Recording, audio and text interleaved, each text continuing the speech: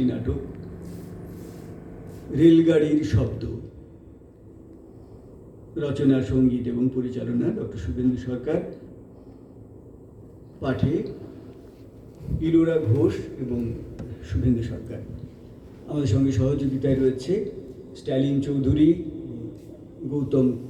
গোবিন্দ কর্মকার করবেন, গোবিন্দ কর্মকার যিনি আলো করছেন। স্ট্যালিন চৌধুরী ও আমাদের মিউজিকে সাউন্ডে সহযোগিতা করছে, শব্দতে, ধ্বনি। আর আমরা পড়ছি ইলোরা ঘোষ এবং শুভেন্দু সরকার। শ্রুতি নাটক নাটক রেলগাড়ির শব্দ।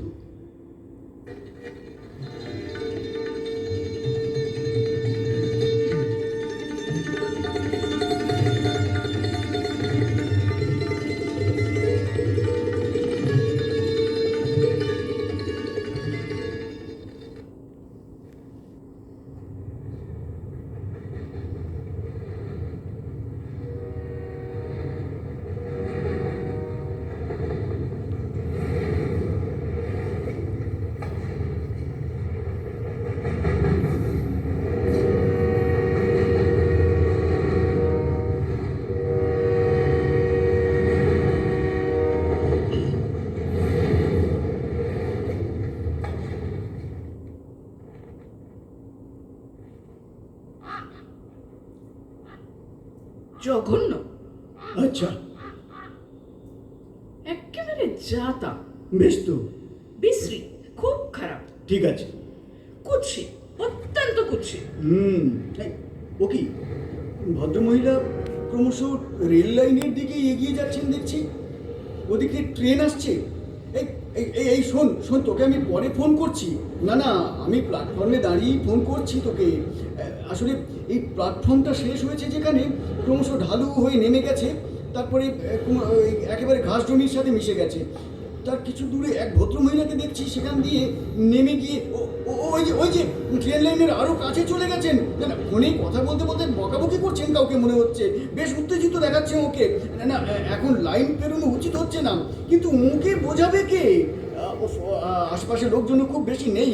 কে আছেন? ওকে আটকান, ট্রেন খুব বেশি দূরে নেই। আপনারা যারা কাছাকাছি আছেন তারা ওকে আটকান, আমি যেতে যেতে ট্রেন চলে আসবে, আমি যাচ্ছি তবুও। শুনছেন শুনছেন শুনছেন? হ্যাঁ, আপনাকে বলছি, শুনুন, দয়া করে আর এগোবেন না, ট্রেনে আপনার দিকে ছুটে আসছে। থামুন থামুন। আমরা আটকাতে যাই আর পুলিশ এসে আমাদের ফাটকে পুরুক আর কি। ও সব ফাঁদে আমরা পা দিচ্ছি না বাপু, যেতে হয় তুমি যাও। কম দিন তো এই প্ল্যাটফর্মে বসে দোকানদারি করছি নে, কত এলো তাও দেখলুম, আর কত গেল তাও দেখলুম। আত্মহত্যা করা মানুষের রকম সকম বাবু অন্য রকম, একে তো কেমন লাগছেই না তো। তাই তো বলি, খামোখা বিপদের মধ্যে পড়ার কি দরকার?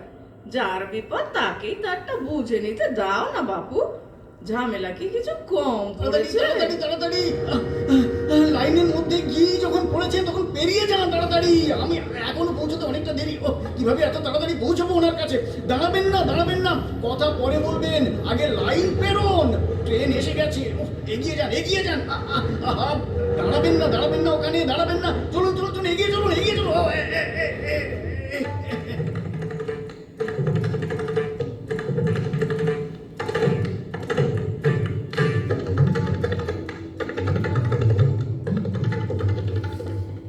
ওই তো ওই তো ওই তো ওই যে ফোনটা, আপনার ফোন। হ্যাঁ, আপনার ফোন, ওই যে আপনার হাত থেকে ছিটকে গিয়ে ওখানে পড়ে আছে। তেমন কিছু ক্ষতি হয়েছে বলে মনে হচ্ছে না। আজকালকার ফোন তো ভালোই ধকল নিতে পারে, সহজে কিছু হয় না। এই ধকলটা যদিও খুব সহজ ছিল না, তবু ছিটকে গিয়ে ওটা পড়েছে ঘাসের ওপরে গিয়ে। হ্যাঁ, তাই তাই তাই বোধহয় কিছু হয়নি। কিছু, ওই দেখুন, কিছুই হয়। এই তো ফোন বেজে উঠেছে। ওই তো কারো ফোন এসেছে মনে হচ্ছে। ওই যে আপনার ফোন বাজছে। হ্যাঁ, কারো ফোন এসেছে। আপনার ফোন, আপনার পরিচিত কেউ। যান গিয়ে ফোনটা ধরুন, ফোন বেজেই চলেছে। ছাড়ুন। ও কি শক্ত করে ধরেছেন আমাকে জড়িয়ে, এত শক্ত করে জড়িয়ে ধরে আছেন আমায়। ছাড়ুন, চোখ খুলুন। দেখুন বিপদ কেটে গেছে। ওটা থ্রু ট্রেন ছিল। এই স্টেশনে দাঁড়ায়নি ওটা, একই গতিতে প্ল্যাটফর্ম ছেড়ে বেরিয়ে গেছে। যান যান, চোখ খুলুন, চোখ খুলুন। উফ, না না না, ও কি প্রচন্ড শব্দ, কি ভয়ঙ্কর! এমন বিকট শব্দ কখনো শুনিনি।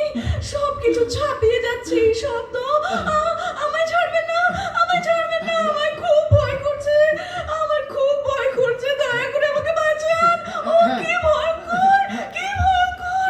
আমায় বাঁচান। হ্যাঁ, ঠিক আছে, ঠিক আছে, ঠিক আছে, ঠিক আছে, হ্যাঁ, সব কিছু ঠিক আছে, কিচ্ছু হয়নি আপনার, আপনার কিচ্ছু হয়নি। না না, আমায় বাঁচান, কিচ্ছু ঠিক নেই, কিচ্ছু ঠিক নেই। কি ভয়ঙ্কর, কি বিকট শব্দ, কি বিকট শব্দ, কি বিপদ! বাঁচান, বাঁচান, বাঁচান। না না, দেখুন, আপনি পুরোপুরি ঠিক আছেন, আপনার কিচ্ছু হয়নি। চোখ মেলে দেখুন, সব কিছু ঠিক আছে, আপনার কোনো ক্ষতি হয়নি। ওই যে আবার আবার বাজছে, দেখুন আপনার আপনার ফোন, হ্যাঁ হ্যাঁ, আবার আপনার ফোন বাজছে। ফোনটা ধরুন দয়া করে, আপনার পরিচিত কেউ হবেন হয়তো, তিনি আপনার জন্য দুশ্চিন্তা করছেন।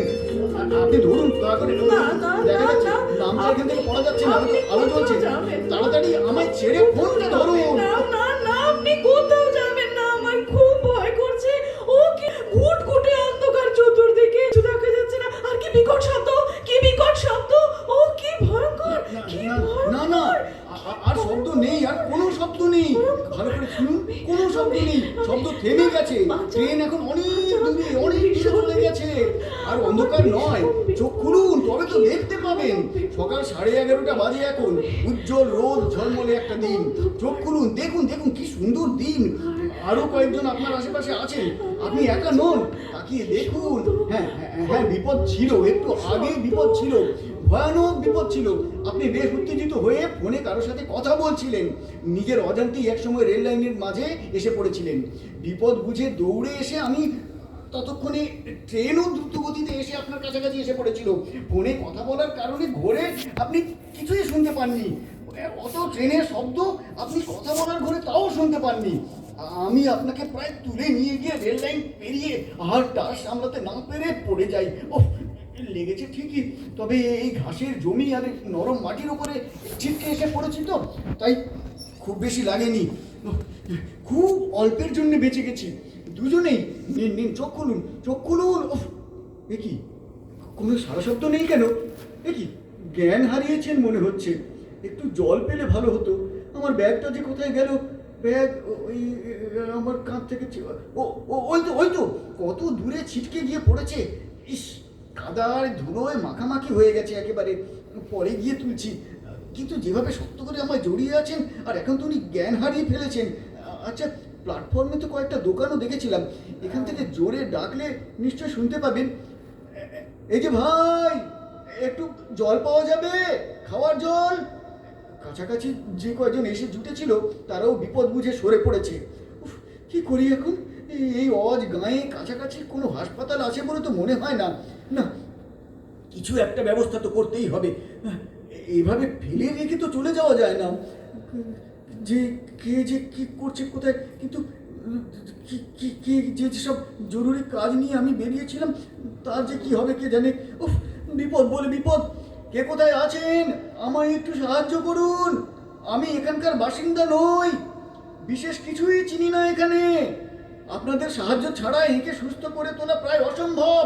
দয়া করে আপাতত একটু জল দিয়ে সাহায্য করুন, খাবার জল। ঠিক আছে?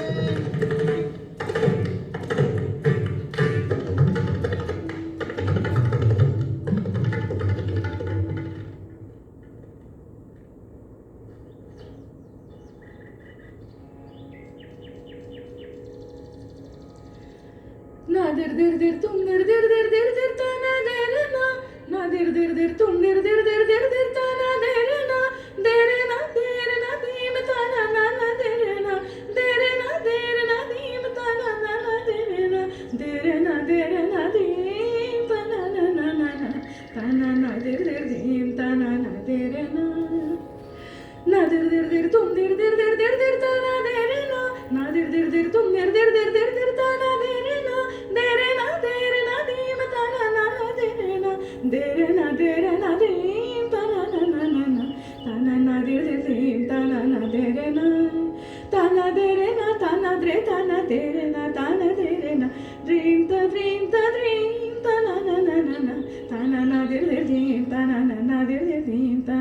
না দে দে দিম তা না না দে রে না।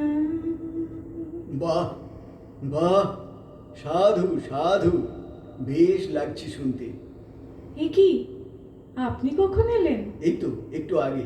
গান শুনছিলেন বুঝি? হ্যাঁ। দেখেছেন, আমি টেরই পাইনি। কি করে টের পাবেন? আমি তো নিঃশব্দে এসে দাঁড়িয়েছি, যাতে আপনার গান গাওয়ায় কোনো ব্যাঘাত না ঘটে। তা হলেও আমার টের পাওয়া কিন্তু উচিত ছিল। এই জলজ্যান্ত একটা মানুষ কাছে এসে দাঁড়ালেন আর আমি জানতেই পারলাম না। কেমন অদ্ভুত না? না, আসলে আপনি তো গানের ঘোরের মধ্যে ছিলেন। ঠিক বলেছেন, ঘোর। এই ঘোরই হচ্ছে যত বিপদের কারণ। হ্যাঁ, তা বটে, কিন্তু এই ঘোর না থাকলে যে কোনো কাজই সুষ্ঠুভাবে করা যাবে না। যে কোনো কাজ মন দিয়ে করতে গেলে তো তাতে আগে ডুব দিতে হয়, আর এটা জোর করে হয় না। কাজে আগ্রহ থাকলে এই ঘোর আপনিই এসে যায়। 3-3টে দিন হয়ে গেল হাসপাতাল থেকে ফিরেছি, কিন্তু ভয়টা যেন কিছুতেই কাটছে না। মাঝে মাঝেই ভয়ে শিউরে উঠি, সেই আতঙ্ক আমার পিছু ছাড়ছে না, কিছুতেই আমার পিছু ছাড়ছে না। সেই শব্দ, সেই জোরালো শব্দ, সেই শব্দ আমি আমি আপনি এলে না, বেশ ভালো লাগে। একটুও ভয় করে না তখন। কেন বলুন তো? কেন আবার? বিশেষ কিছুই নয়, একটা ভরসা হয়তো। আস্তে আস্তে ভয় চলে যাবে। এই তো বেশ নির্ভয়ে গান গাইছিলেন, এভাবে গাইতে থাকুন, কিংবা পছন্দের কাজ করুন, দেখবেন ভয় চলে যাবে। ভয় কোথায় চলে যায়? আসেই বা কোথা থেকে? ভালো প্রশ্ন করেছেন। আসলে ভয়ের জন্ম যেমন আমাদের মনে, ভয়ের মৃত্যুও আমাদের মনেই। যখনই আপনি আপনার পছন্দের কাজ ভালোবেসে করেই চলবেন, তখন আপনার মনে বেশ আনন্দ হবে। হ্যাঁ, হবে তো, খুব আনন্দ হবে। নিজের পছন্দের কাজ করতে কে না ভালোবাসে বলুন? পছন্দের কাজ করলেই তো আনন্দ হয়। ঠিক, এবার পছন্দের কাজ করতেই থাকলে মনও আনন্দে ভরে থাকবে। হ্যাঁ, তাই তো। মনের সব জায়গাটা, মানে পুরো মনটাই আনন্দে ভরে থাকবে। হ্যাঁ। তাহলে কি হবে? পুরো মনটাই যদি আনন্দে ভরে থাকে, তাহলে ভয় কি আর কোথাও থাকার জায়গা পাবে? না। তাই ভয় তখন আনন্দের তলায় চাপা পড়ে মারা যাবে। ব্যাস। হ্যাঁ, তাই তো। শুধু কাজ করে চললেই হবে না, ওসব নিয়ে চর্চা চিন্তা ভাবনা করে চললে তখনও কোনো ভয় আর আসতে পারবে না। ভয় আসতেই পারবে না। বাড়ি ফিরতে ইচ্ছে করে না? হ্যাঁ, করে তো। বাড়ি ফিরতে না খুব ইচ্ছে করে, কিন্তু ভয় করে যে। ওই যে বললাম, মাঝে মাঝেই শিউরে উঠি। দুপুরবেলাতেও চারিদিক কেমন অন্ধকার মনে হয়, আর সেই বিকট শব্দ, ও আর কিছু শোনা যায় না তখন। আর কিছু শোনা যায় না, ওটা ঝাঁপিয়ে। ও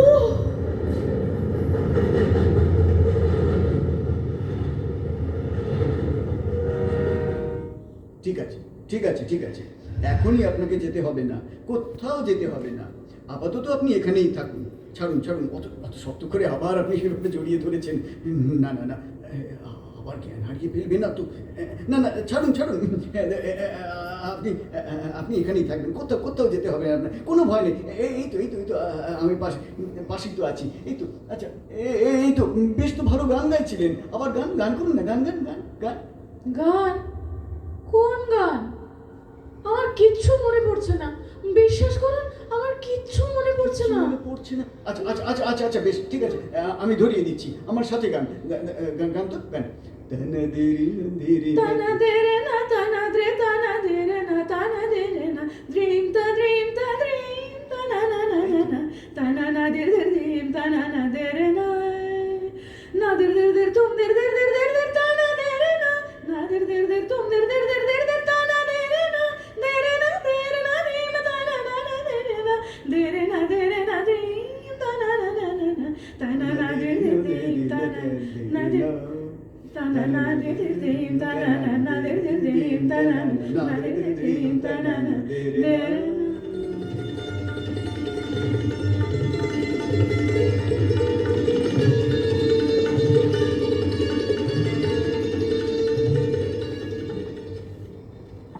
আচ্ছা, ওই রকম একটা অজ গায়ে আপনার হঠাৎ যাওয়ার দরকার পড়লো কেন? না না, হঠাৎ দরকার পড়েনি, আগে থেকেই ঠিক ছিল। একটা পুরনো স্থাপত্য সরেজমিনে দেখতে যাওয়া। কোনো এক রাজা নাকি ওই বাসস্থান তৈরি করেছিলেন। কি অসাধারণ গঠনশৈলী, বারবার দেখতে ইচ্ছে করে, অন্যদের দেখাতেও ইচ্ছে করে। পর্যটন দপ্তরের ইচ্ছে ওই স্থানটি বেড়াবার জায়গা হিসেবে ভ্রমণ মানচিত্রে স্থান দেওয়া। ও, দ্রষ্টব্য স্থানটিকে অক্ষত রেখে তার খানিকটা দূর থেকে কিছু একটা ব্যবস্থা তৈরি করা হবে, যাতে ভ্রমণকারীদের যাওয়া আসা থাকা খাওয়ায় সুবিধা হয়। খুব ভোরে বেরিয়েছিলাম, যাতে দুপুরের মধ্যে ফিরে এসে অফিসে রিপোর্ট দিতে পারি। জানেন ওটা কার বাসস্থান? না, তবে এবার পুরাতত্ত্ব বিভাগের লোকজন এসে খোঁজ খবর করবে শুনেছি, তখন সব জানা যাবে। আমি জানি। হ্যাঁ, জানেন? কি করে জানলেন? আমাদের বিশ্ববিদ্যালয়ের স্থাপত্য শিক্ষা বিভাগ জানিয়েছে। কার বাড়ি? একজন সঙ্গীত শিল্পীর। তাই নাকি? কি আশ্চর্য! সঙ্গীত শিল্পী হয়েও স্থাপত্য শিল্পে তার রুচিবোধ অবাক করে। না না, ওই বাসস্থান তৈরির পরিকল্পনা সঙ্গীত শিল্পীর ছিল না। তবে ওটা ছিল স্বয়ং রাজামশাইয়ের। আসলে রাজামশাই ছিলেন ওই সঙ্গীত শিল্পীর গুণমুগ্ধ এবং একনিষ্ঠ একজন শ্রোতা। তাই রাজবাড়ির চত্বরেই শিল্পীর বসবাসের ব্যবস্থা করেছিলেন। আচ্ছা, কিন্তু শিল্পীর নিজের তা কিন্তু একেবারেই পছন্দ ছিল না। তিনি চেয়েছিলেন রাজবাড়ির কোলাহল থেকে অনেক দূরে নিভৃতে সাধনা করতে। ফলে শিল্পীর পছন্দ এবং ইচ্ছাকে পূর্ণ মর্যাদা এবং সম্মান জানিয়ে রাজামশাই শিল্পীর জন্য ওই মনোরম বাসস্থান নির্মাণ করলেন। আহা, দেখলে চোখ জুড়িয়ে যায়। এক শিল্পরসিক রাজা ছিলেন বটে। যেমন তার শিল্পবোধ, তেমনই ছিল তার শিল্পীদের প্রতি শ্রদ্ধা, সম্মান। তার নীতি ছিল, যেহেতু শিল্পীরা মানুষের মনোরঞ্জনের চেষ্টায় নিজেদের নিঃশেষ করতে পিছপা হন না, তাই তিনি শিল্পীদের কাজের সুবিধার্থে নিজের প্রাণ দিতেও পিছপা হবেন না। সাবাস! শুনেই আমার চোখে জল চলে আসছে। কি ভালো বলেন আপনি! কত সুন্দরভাবে গুছিয়ে বলতে পারেন। আপনার কথা শুনে মনে হচ্ছে আমার যেন 150 পাতার বই পড়া হয়ে গেল। এত তথ্য কোথা থেকে পেলেন আপনি? ওই যে বললাম, আমি যে বিশ্ববিদ্যালয়ের সঙ্গীত বিভাগে পড়াই, সেখানকার স্থাপত্যবিদ্যা বিভাগ থেকে ওই বিষয়ে গবেষণা হয়েছে এবং আরও গবেষণা এখন চলছে। আর আমার বিভাগের এক ছাত্রী আমার তত্ত্বাবধানে ওই সঙ্গীত শিল্পীর জীবন ও কর্ম নিয়ে গবেষণা করছে। সেই সব বিষয়ে খুঁটিয়ে জানতেই আমার ওখানে যাওয়া। সেই ছাত্রীর সাথে ফোনে কথা বলতে বলতেই তো ঘটে গেল বিপদটা। না না, বিপদ ঘটে যায়নি, ঘটার সম্ভাবনা ছিল মাত্র। হ্যাঁ, সত্যি তাই, বিপদ ঘটতে পারতো, সাংঘাতিক বিপদ ঘটতে পারতো। আচ্ছা বলুন তো, ছাত্রীকে ফোনে কিছু বোঝাচ্ছিলেন, পড়াচ্ছিলেন, ভালো কথা, কিন্তু এত উত্তেজিত দেখাচ্ছিল কেন আপনাকে? খুব রেগেছিলেন মনে হলো, খুব বকাবকি করছিলেন বুঝি? বকবো না, পই পই করে বুঝিয়েছি কার পরে কোনটা লিখতে হবে, কিভাবে লিখতে হবে, কেন লিখতে হবে। তা সত্ত্বেও একটা অতি গুরুত্বপূর্ণ তথ্য বাদ পড়ে যায় কি করে? সেদিন আমি ওখানে গিয়ে জেনে বুঝে না নিলে ওই তথ্যটি তো বাদই থেকে যেত, একটা অসম্পূর্ণ গবেষণাপত্র তৈরি হতো। গুরুত্বপূর্ণ তথ্য আরও আছে না?